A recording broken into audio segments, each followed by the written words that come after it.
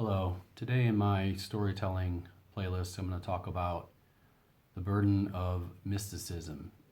And this is going to be 3 anecdotes and just some random thoughts about it. The first thing I'm going to say is that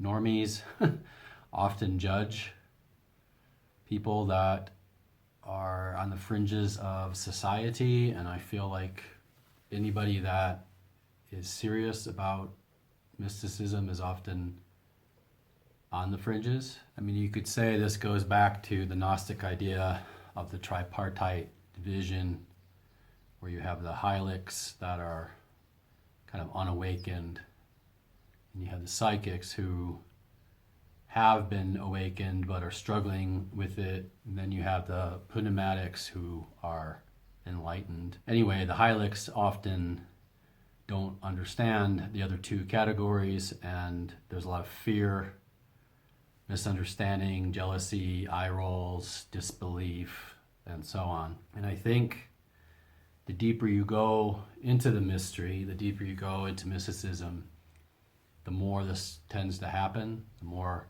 people just don't get it, and it causes a lot of issues. Also, it's the more you have to explain yourself. You know, each mystery kind of unveils another mystery.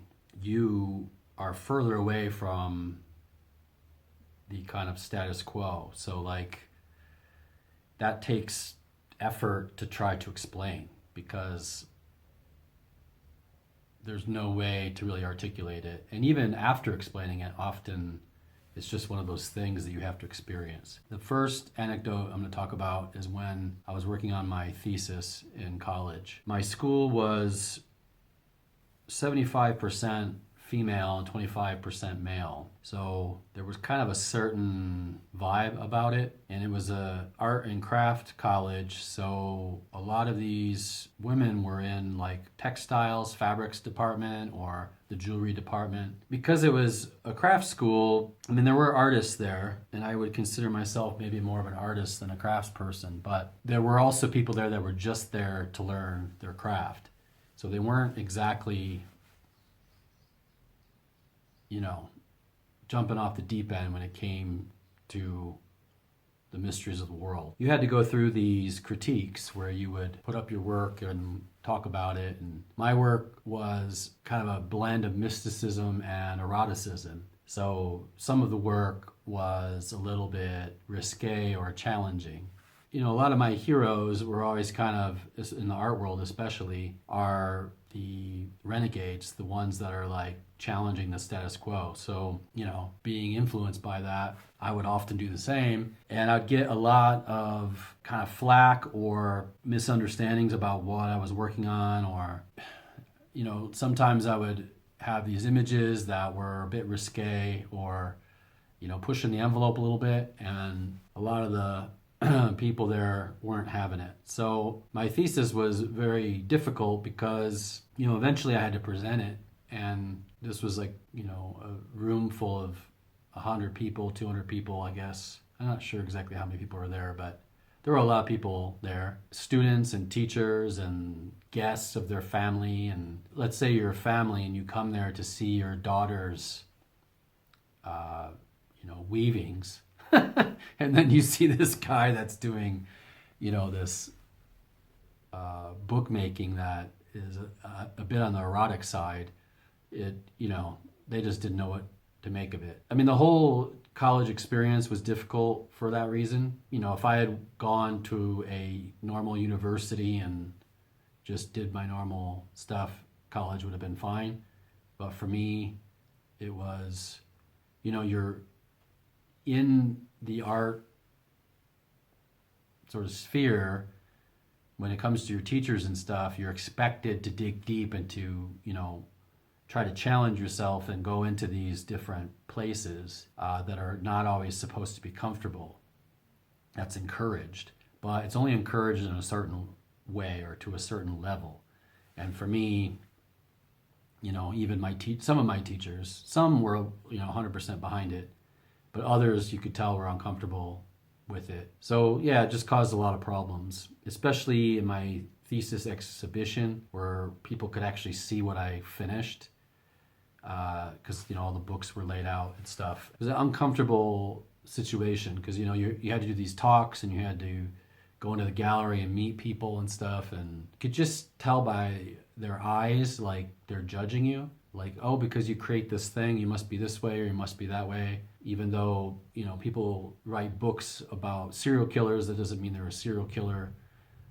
There's just a lot of judgment. And that brings me to the second anecdote, is that because mysticism is often misunderstood, it creates tension in relationships, especially with partners or family. And because mystics, they follow their intuition, I would say, it's hard for other people who are relying on stability. A mystic isn't a stable person, I'd say. And I don't mean that like in a psychological way. I mean it more in a way that they have to follow their intuition to kind of get where they need to be, not just physically, but psychically, intellectually. That often makes it hard to lead a stable life because your heart or your intuition is calling you to go here or do this or do that, and it can cause a lot of problems. It's kind of an impractical way to live. I was in a relationship with a woman many, many years ago. We eventually moved in together, and I just had so many issues with her parents. And typically that happens, I would say, in general, is that a man dating a woman, often the parents, there are struggles always. In this case, it was deeper because at the time I was almost obsessed with studying the occult. And so for several years, my room was, I had things on the walls, different schematics, trying to understand them, and all these books laying around. Walk-in closet was kind of transformed into like a meditation kind of prayer space. So there was all these things that made it odd. I had art that was talking about a lot of it around, or I was working on it or whatever. So her parents, especially her mother, was kind of nosy.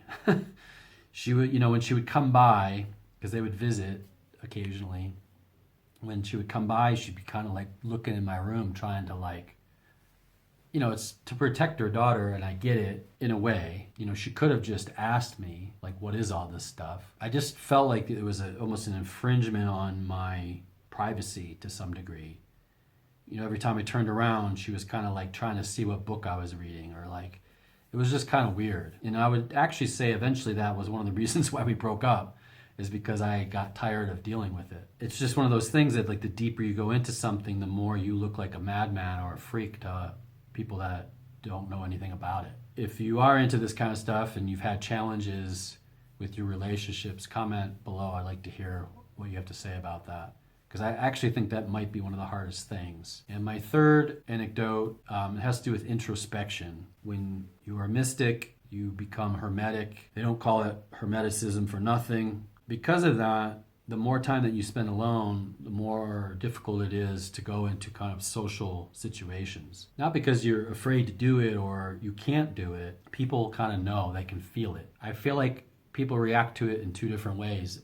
One, they're fascinated by it because they don't understand it and they are interested in mysteries. So you become kind of a mystery, and they almost become overly curious in the case of my ex-girlfriend's mother. But then there's the other side, where they become kind of volatile towards it. They feel inferior to it or something, so they kind of challenge it, socially, which can often be some biting commentary or putting you down in some way or another, or making fun of it, things like that. What happened to me in this one situation is I was pretty far down the rabbit hole. This was probably 6 or 7 years ago. I was trying to find a job at the time, and I applied for this online education job where you can help people get their GEDs. And this was in Detroit. I was back for a year trying to reestablish myself. Eventually I went back to Korea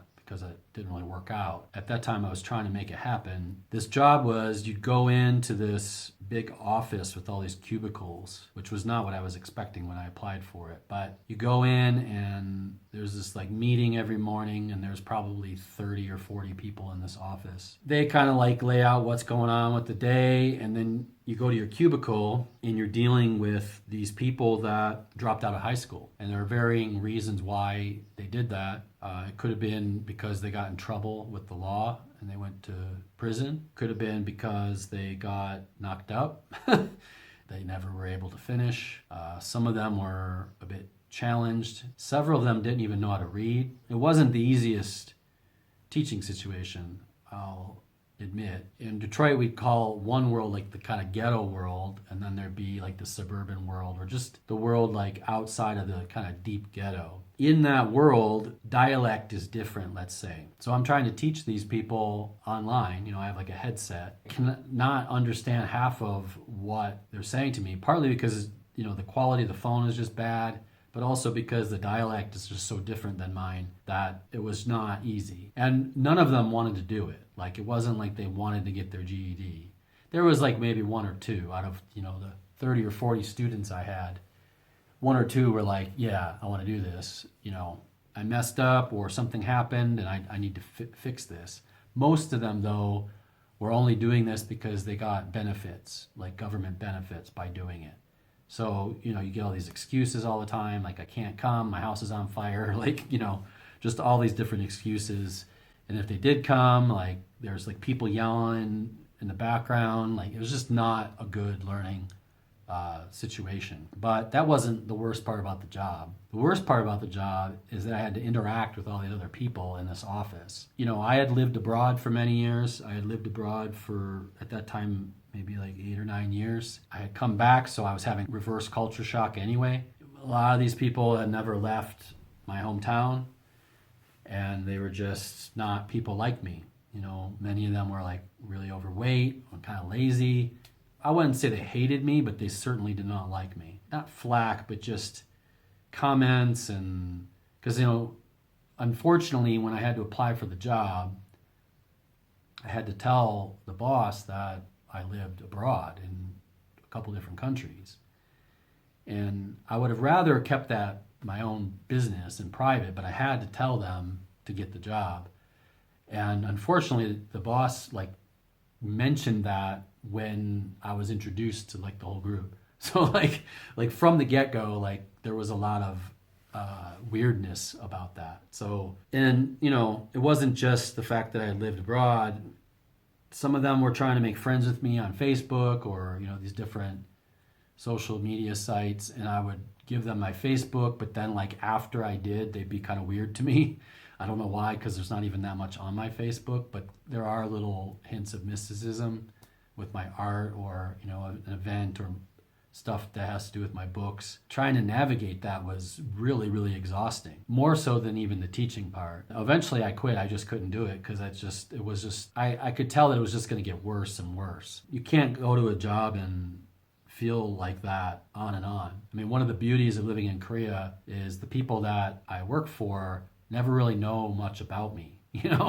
They know I can teach and I can speak English, and that's all they really care about. They don't know much about my social life or my mystical life, my art life, my writing life, all that stuff. It's quite easy to keep those things separate. In America, I don't think it is. I think people want to know. You can only kind of put that off so long, or push it off, or keep evade it.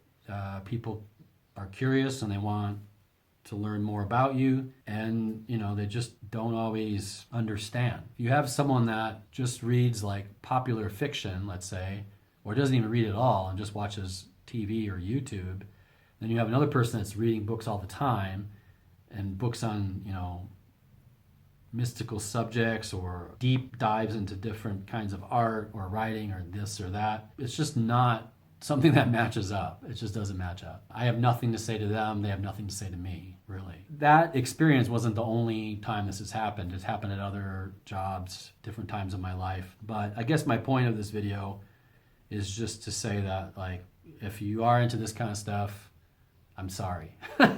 Because I know how difficult it can be to just be social or to, navigate the whole thing. So that's all I got for this one. Take care. Have a good day.